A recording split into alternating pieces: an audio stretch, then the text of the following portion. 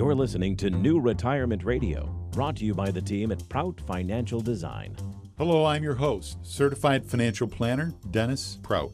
I'm Heidi Cartwright, Financial Advisor and RICP. Advisors associated with Prout Financial Design may be either 1. Registered representatives with and securities offered through LPL Financial, member FINRA SIPC, and investment advisor representatives of Integrated Partners, a registered investment advisor, or 2. Solely investment advisor representatives of Integrated Partners, a registered investment advisor and not affiliated with LPL Financial. Investment advice offered through Integrated Partners, a registered investment advisor. Integrated Partners and Prout Financial Design are separate entities from LPL Financial. Dennis Prout and Nathan Prout are solely investment advisor representatives of Integrated Partners and are not affiliated with LPL Financial. The opinions voiced in this show program are for general information only and are not intended to provide specific advice or recommendations for any individual. To determine which strategies or investments may be suitable for you, consult the appropriately qualified professional before making a decision.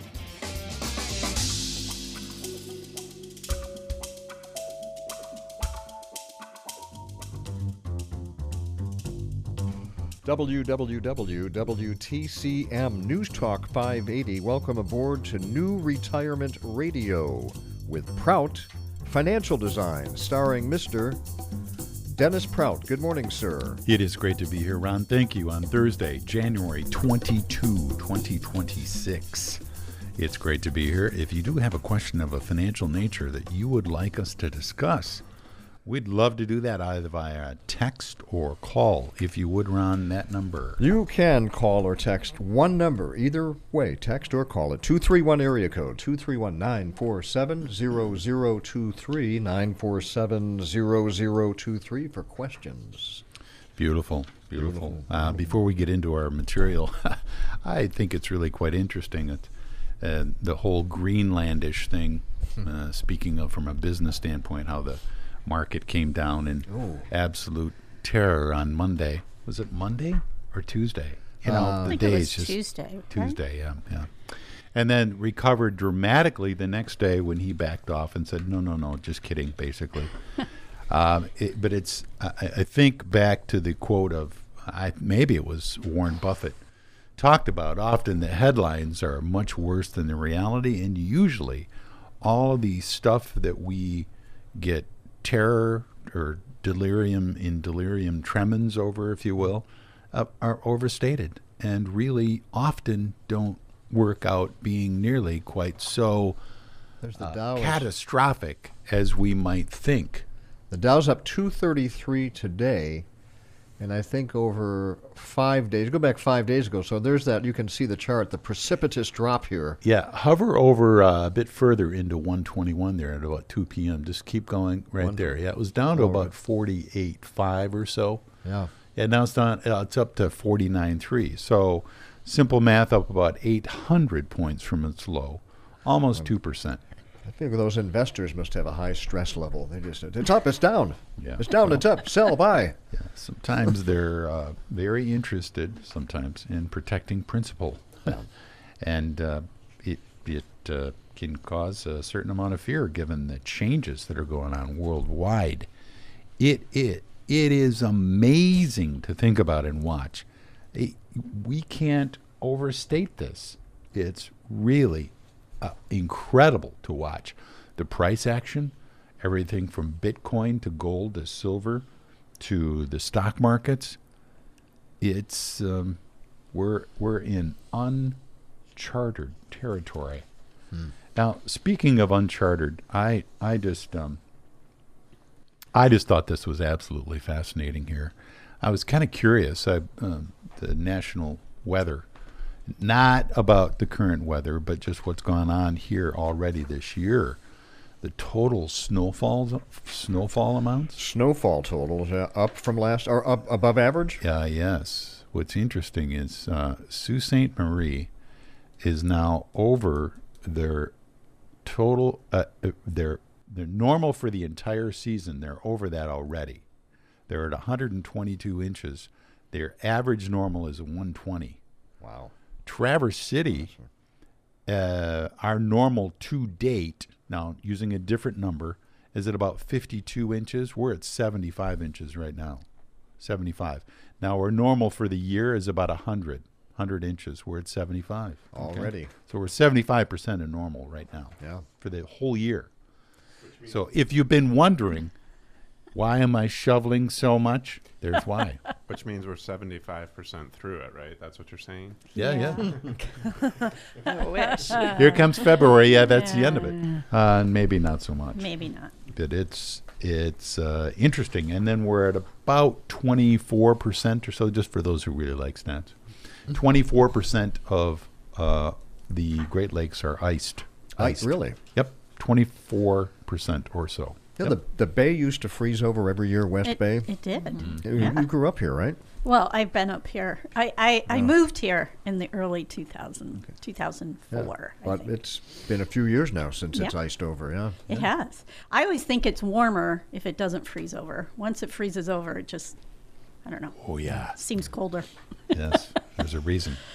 So great. We have a lot to talk about today, and thank you for joining us. We certainly appreciate it. New inherited IRA rules for non-spouses, people who inherit. Now, but before we get into that info, there is an errata from last week. We were looking at future values, the amounts that needed to be invested to get to $1 million. Remember that, Ron? We had asked that. Yeah. And I was using the calculator quickly, and that can happen without the time frame. Now, we came up with a proper amount for monthly savings required. And that was a little over $200 a month, like maybe $210, something like that. And I knew that the annual amount was a anomaly, but we didn't take the time to really investigate that. It's not $12,000 a year to get to $1 million over 44 years. It's $2,800. Hello. Thank you very much. So that's where we come up with the. If you just take 2,800 divided by 12, it's about 233. You don't have to save that much to get there. It's a bit less. It's about 220. So in essence, about $230 a month saved at age 21 in this case, I think you said. 44 years, $1 million. $1 million. At 8%. 8%. That's compounded annually. No way to guarantee that interest rate. No way to know that you'll actually receive that or get that. Based on history, using good mutual fund type accounts and or the markets. And as long as you stay with that through the ups and downs, that's another critical compliance disclosure. Thank you very much. Riding the ups and downs of the markets, that should be something that you could expect. Okay? So compounding is not always as simple as it might seem. New inherited IRA rules for non-spouses. So why is this a big deal? Why are we talking about this? Because these accounts only are getting larger. Right now, the total amount of IRA assets are... Well, I guess too high at about the national debt outstanding, but that's counting like 401ks as well. Right. So in our just session before IRA money. Yeah. In our session before this, we were talking through the details. Yeah, you told us the answer, so I don't feel right about pretending to guess. So Ron, what's your guess? Heidi, the truth teller. Yeah. It's about 16 trillion. Oh, okay. 16 trillion in IRAs. Wow. That's 60 trillion is 16. 16 Yes. is how much is, what'd you say, saved in In IRAs IRAs right now. Yeah. Wow. So it's a good sized number. It's a bit of money. It is a bit of money. It's not quite half the national debt. About a third, frankly. No, it's not more than a third. So, 40% or whatever. Anyway, it's a big number. It's a big number. And as these numbers increase, the inheritors, more and more children, and Heidi had mentioned too at the practice session, we're seeing more contingent beneficiaries and successor beneficiaries even beyond that. Beneficiaries of beneficiaries. Right. People are just dying to give away their IRAs. Oh, that's a bad one. Hey, yo. I just made that up. I know you didn't know that.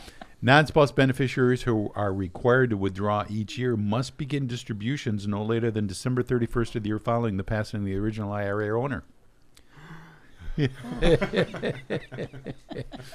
So what does that mean, class? It simply means that if John, the IRA owner, passed away in December 24th of last year, Which was 2025 for those keeping track. 2025, Jake, the son in this case, he's the primary beneficiary.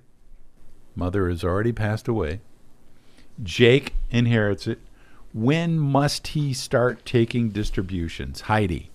December 31st of 2026.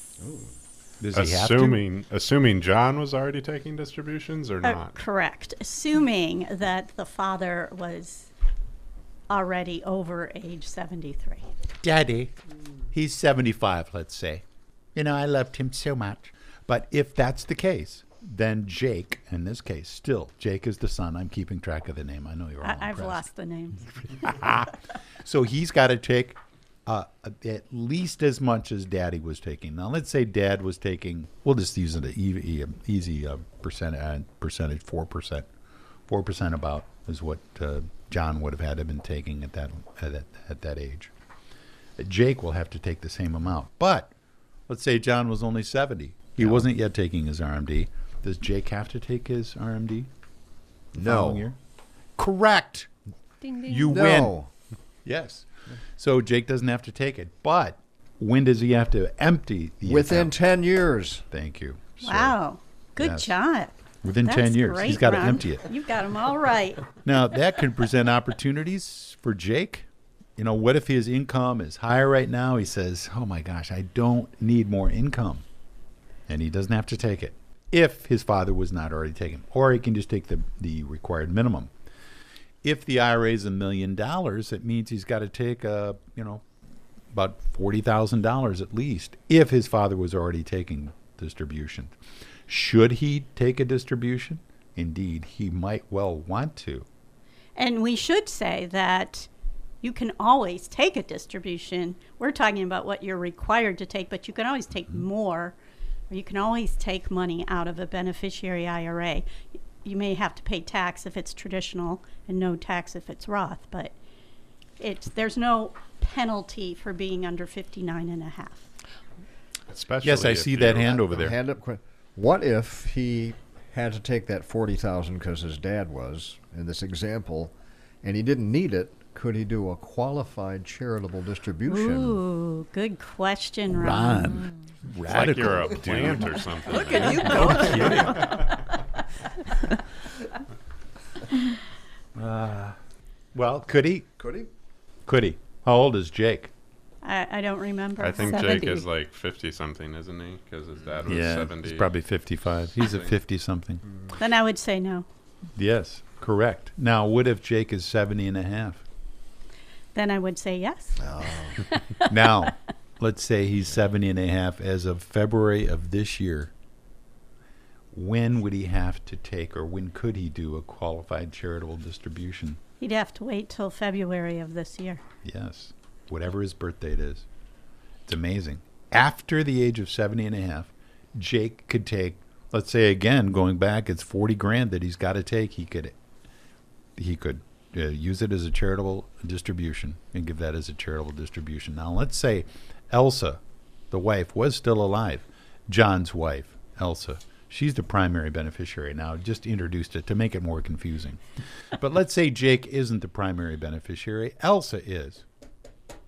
Now, Elsa says She is frozen. she's frozen. Yeah. Elsa from Elsa. Frozen. I was You watching. don't watch enough Disney movies. Oh, that's a movie My daughter character. is 4. in Yeah. case anybody was Okay. wondering. Sorry. Yeah. Yeah. Okay. Yeah. I need to get with it. So Elsa is not frozen. She is still not cryogenically. Cryogenically. Sorry. She's alive. I really derailed She's that alive, brain, right? but- Yeah, she's alive. So she says, I don't want this money. She's the second marriage. Let's just add another Oh, geez. wrinkle. And she wants Jake to get it because Jake's this contingent. And she says, I don't want this money. I don't want to deal with it. I really don't. And I'd like Jake to get it. He's done He's really been an awesome stepson. How could she do that? If Jake is named as contingent beneficiary, what could she do, honey? She could make a disclaimer where she says, I do not want to inherit this asset, and it can go to the next person on the list. Honestly, we've seen these situations. And are they easy? No. Almost never. Are they amazing? Yes. Because number one, you saved. The money is there.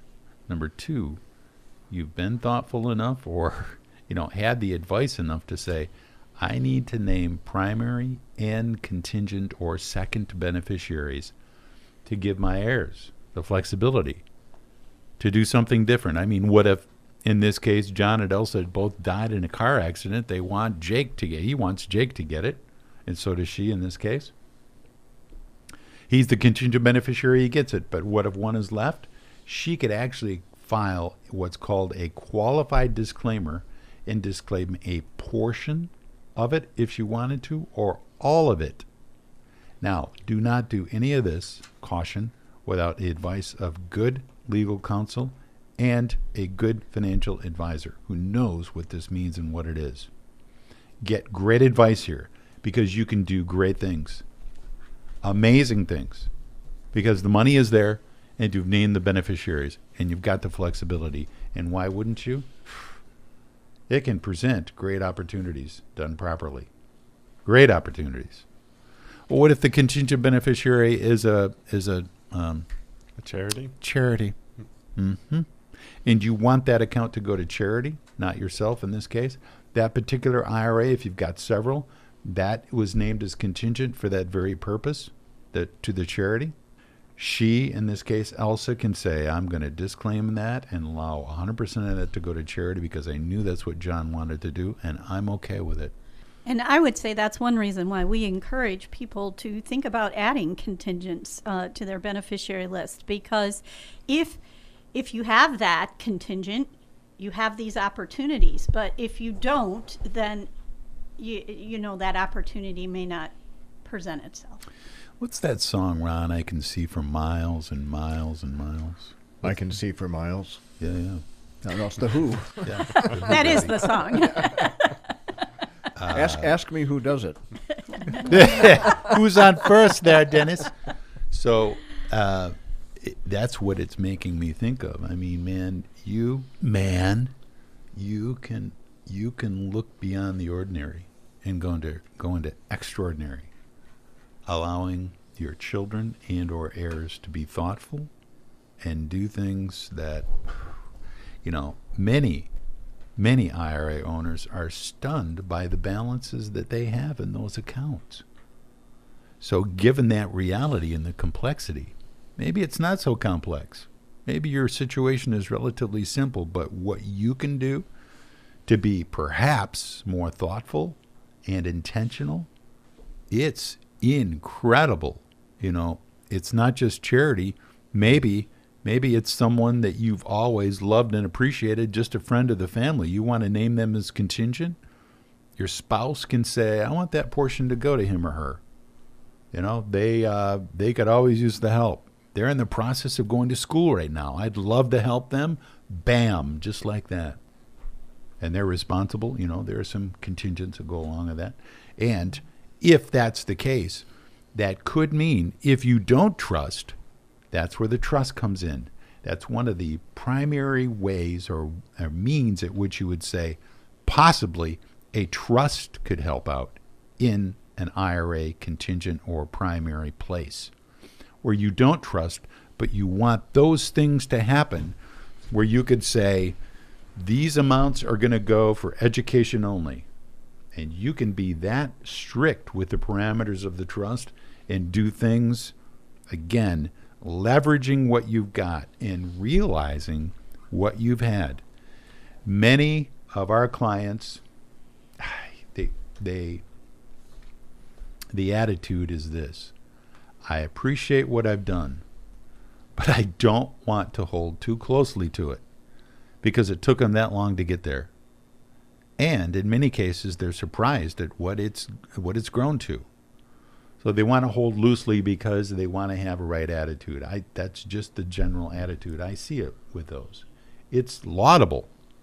At the same time, you can be more thoughtful with some great conversation and perhaps great advice where you can say, how do we make this turn into something bigger than ourselves? That's where it gets really fun. Really fun.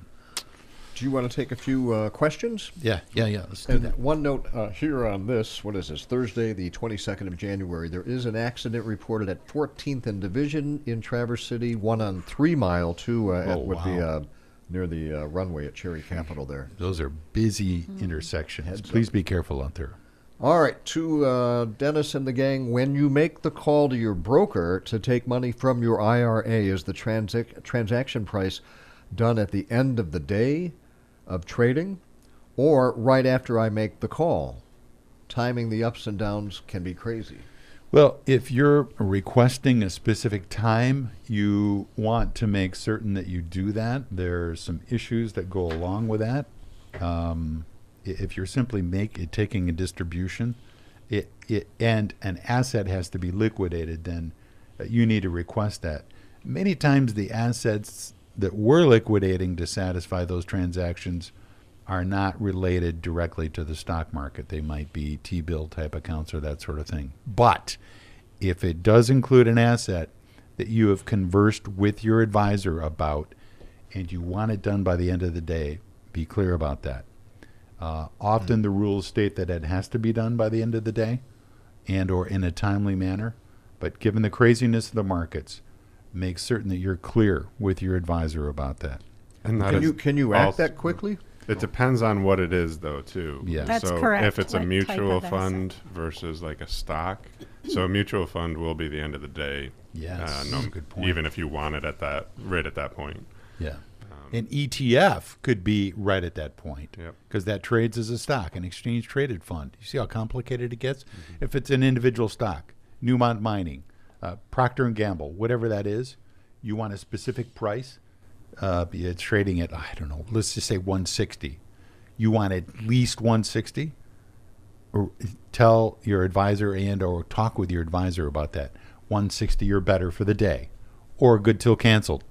Okay? GTC or day order. Okay? Do you do that stuff, or is that for stockbrokers? We do that. You do that, okay. Yeah. Yeah. Sure. So people, okay. Here's another one. Dennis, with all the snow this winter season, I had to dip into my retirement account to buy a Snow Joe roof snow removal device and snowshoes.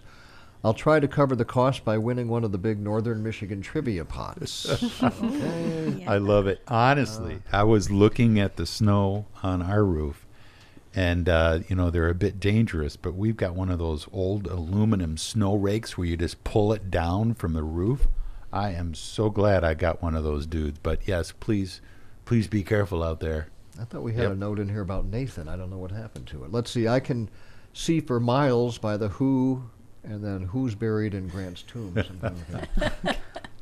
Heidi, did you avoid the cold? Somebody asks. I did. Thank you for asking. I know there was a job. week when both Dennis and Nathan were suffering, and I was a little nervous, but I ate a lot of oranges. Good job. So. There it is. Man, I love the community out there. Thanks, you guys. This is fun. So there was a question that we had via text here. Let's see. Somebody Can writes. you just read that, Ron, please? Yep.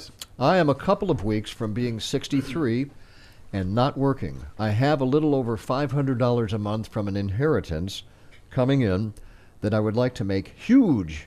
I've been buying CDs at the rate of 4.3%. Is this the best way to stick this money away that is semi-available? I guess the money's semi-available.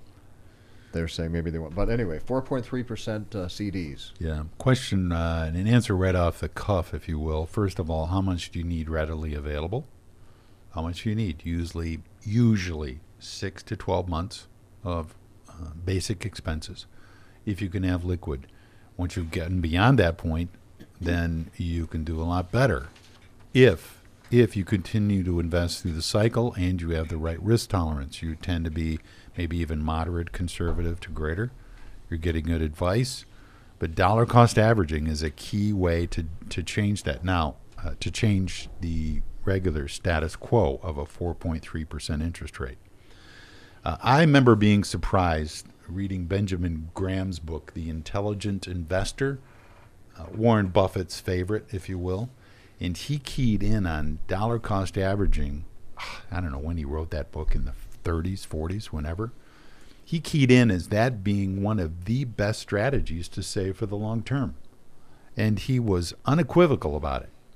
So if you're using some simple tactics to save long term using, I'll just say it, good money managers or even index funds, that's where you're going to vault yourself from getting 4 to, as long as you invest through the cycles, through the investment cycles, into 6 to 8 and better percentage rates of return. That's where you're going to do better.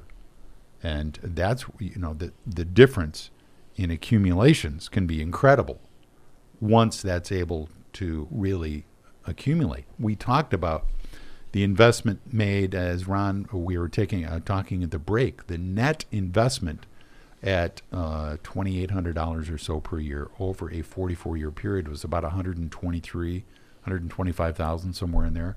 Yet the lump sum was $1 million at the end of that time frame. You invest $125,000 over 44 years. You wind up with $1 million. Yep. Roughly. Assuming approximately, an 8% estimated, return yes. and all of that other assuming stuff. all the criteria Assuming all previously of those other, stated. yeah, Assuming all the disclosures. Yeah. That was 8%, right? Was the- 8% 8%. net. Yep. Right. Yeah. And that All is right. not pie in the sky given that long a term of history. Again, as long as you invest through those cycles and continue investing. So, there are some hard and fast rules.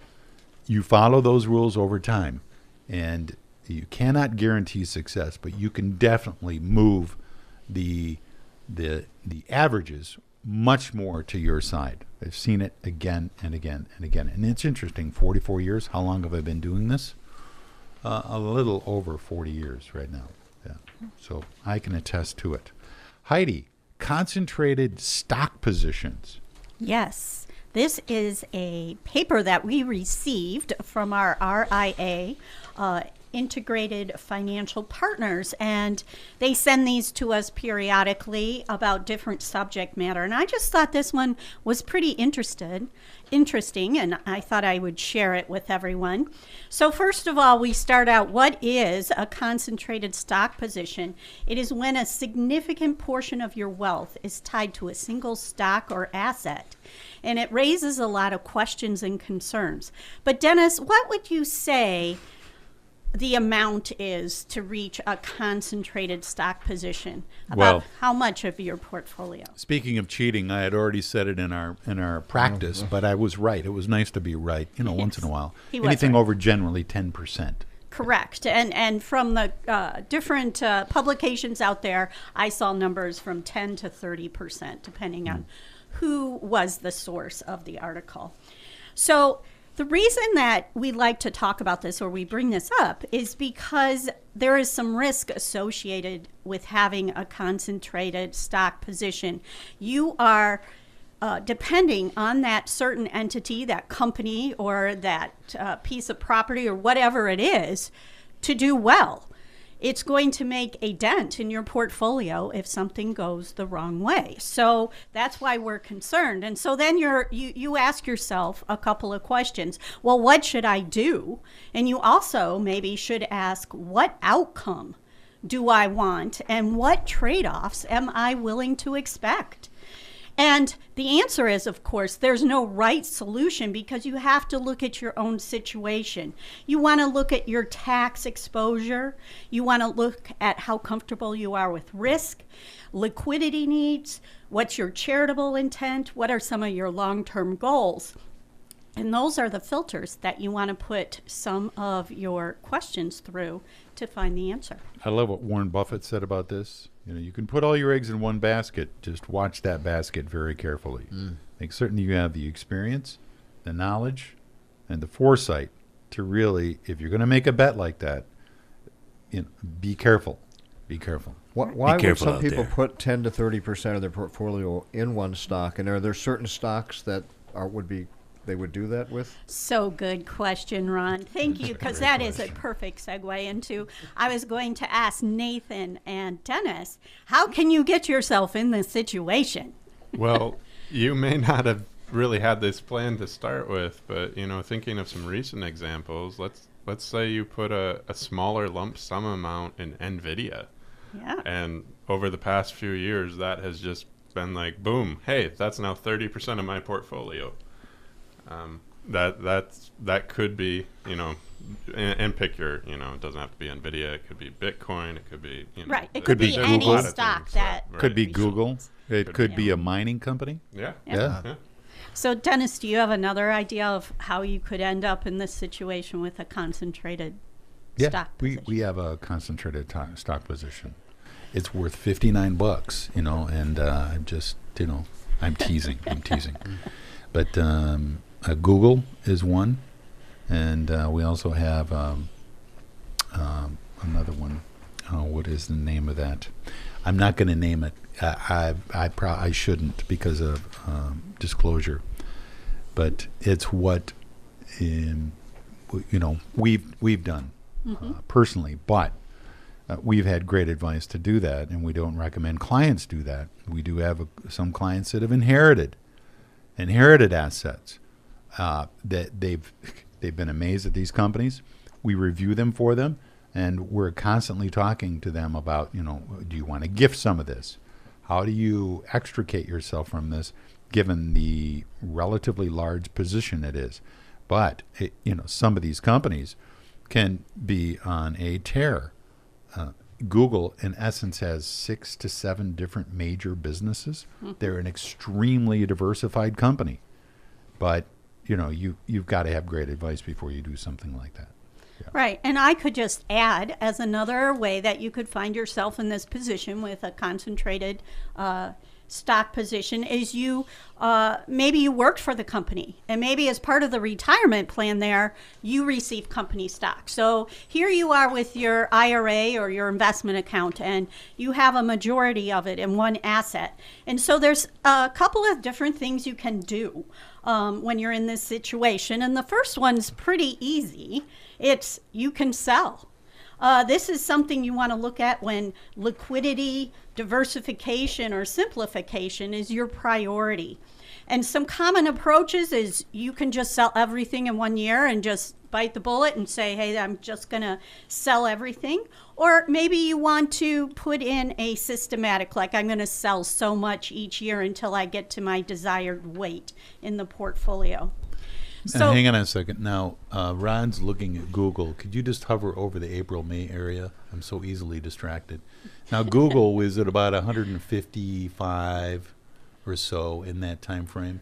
It's 330 right now, $330. So from April rather of last year, it's doubled. Ooh. It's doubled. Now, who would have guessed? And that's when the market had really corrected as well. But these companies, well, how does that happen with a company that big? They were underpriced at that level. Are they overpriced now? They could well be too. So the yin and the yang of it. Go ahead, Heidi. okay, so what are we were talking about a way to get out of your concentrated stock position, and we were talking about just selling. And some of the outcomes from that is you're going to have immediately liquidity in your portfolio, and it will allow you to more fully diversify. You can buy different stuff since you sold that. But the trade-off to that is something you want to consider. You may generate a lot of capital gains in a given year. So that's going to affect your tax situation. And then there's also that potential regret. I sold it and then it tripled in value, and that just really can bother you down the line. So you want to take those things into consideration. And of course, if you get to like 20 or 30% of your portfolio in one position like that, you don't have to sell down to zero. Of course, you could Right. just sell it back down to your risk tolerance. Let's say it's 10%, and not risk so much of that FOMO or fear of missing out. That's right. That's an excellent idea. Always looking at the negatives, the tax cost, the ramifications of doing that, where else you might be investing it as well. Do you need that sort of diversification in your portfolio to help satisfy perhaps income needs? There could be a lot of different reasons that you want to extricate or sell a part of it. Right. And even waiting until that short-term gain turns into a long-term gain. Just thinking of your example there with Google, Dennis, if you did buy it in April and that position is too much for your portfolio right now, you may want to hold on to it, even though it's risky, assuming it's, the correct choice for you and all of that other stuff, until April of this year as well. So you get past that 1 year holding point, because short-term gains are taxed as ordinary income. Here's a bit of a change, Ron. If you could look up the symbol SLV. SLB. Yeah, SLV is in Victor. Oh. Just go to 1 year on that. SLV is in Victor. You went to slob, sorry. Oh, SLV as in Victor. Hello, a little bit slow on that there. SLB is a whole different story. Yeah. There's SLV, and we're going Code to 1 year on that if you would, just for Wow. grins. Yeah, there's another 200%er. SLV Silver. Yeah. Ah. Yep. Okay, so Dennis, what if you're like, okay, I heard all your arguments about selling, but I don't really want to sell. Is there anything else I can do?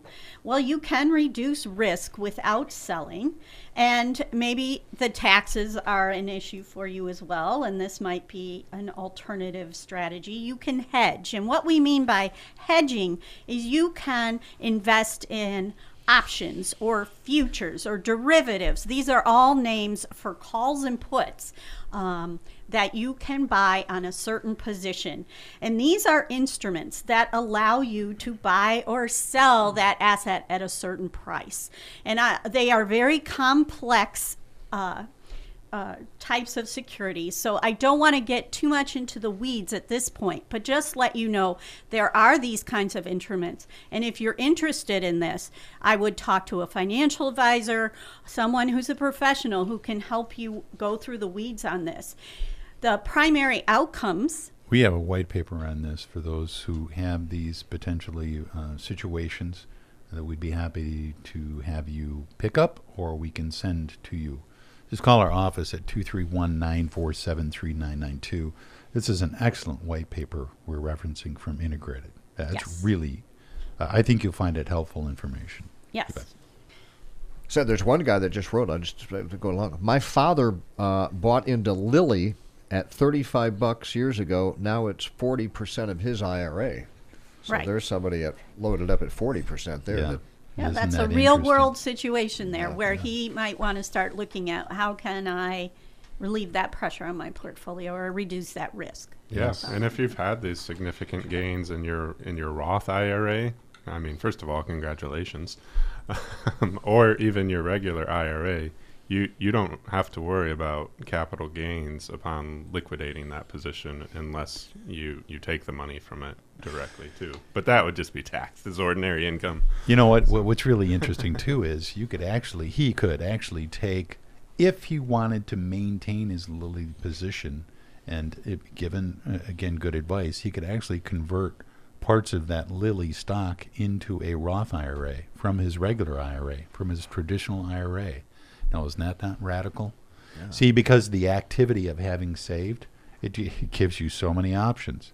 So that's where great financial advisors, tax professionals, and attorneys can really help you. What are my options? Let's talk about that.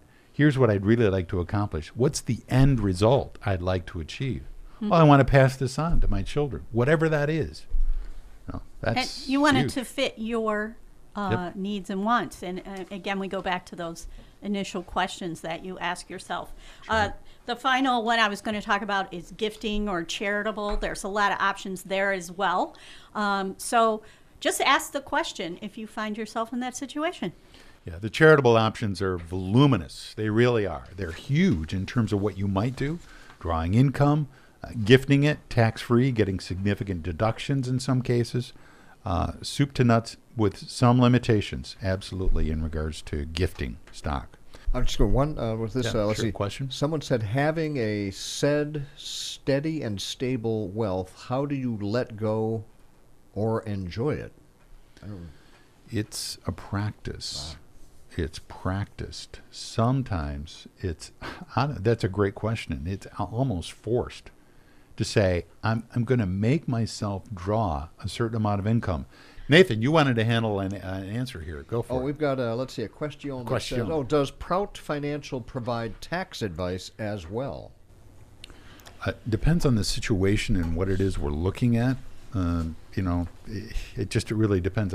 We get a lot of tax advice on retirement accounts, IRAs, and such. We're also relatively familiar with the tax code, but not nearly so familiar as a CPA.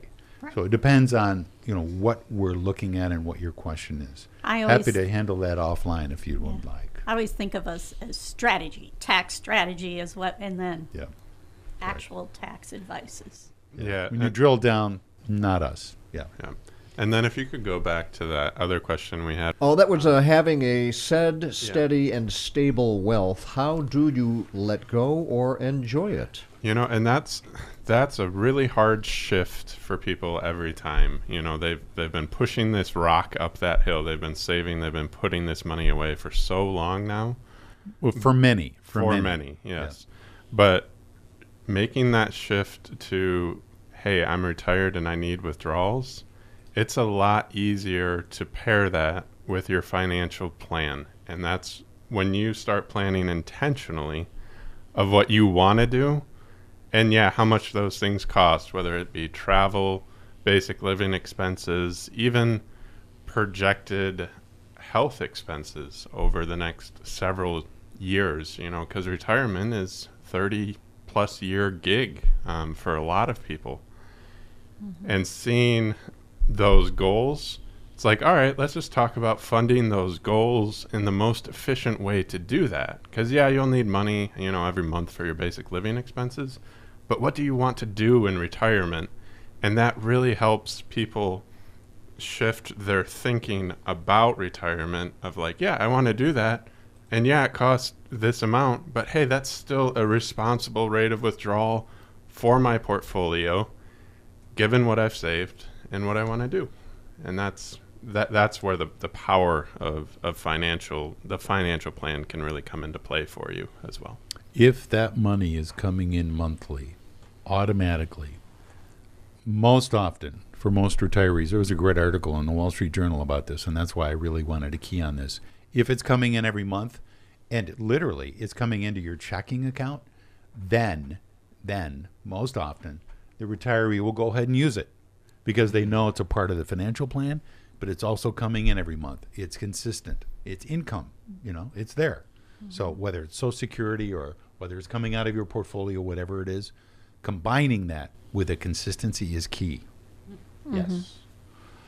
Do we have time for stats? Where are we, Ron, in our timing here? We've got 3.5 minutes. Beautiful.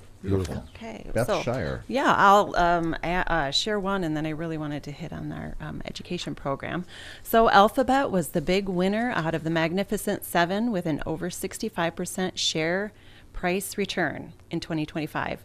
NVIDIA took the second slot with 40% share return, followed by Tesla at 20%.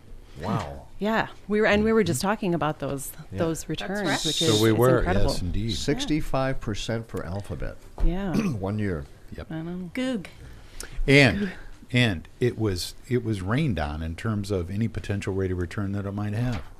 It was thought as relatively ho-hum stock. Isn't that interesting to look back at that? Yes. Mm-hmm.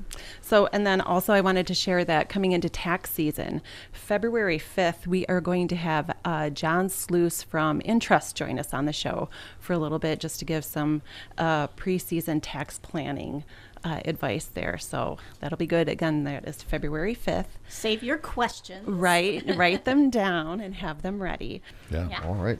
ProutFinancialDesign.com. Yes. Check out our new website. It's kind of fun. Yeah. I think you'll enjoy it. You can see what everybody looks like there. That's right. That's right. And you can Such as it is. phone numbers there if you want to make an appointment or hear some of the old shows. It's all there on one site. Yes. You bet. All right. That'll wrap it up this week. Thanks, Ron. Dennis Prout and Nathan Prout, Heidi Cartwright, Beth Shire, ProutFinancialDesign.com. Thank you all.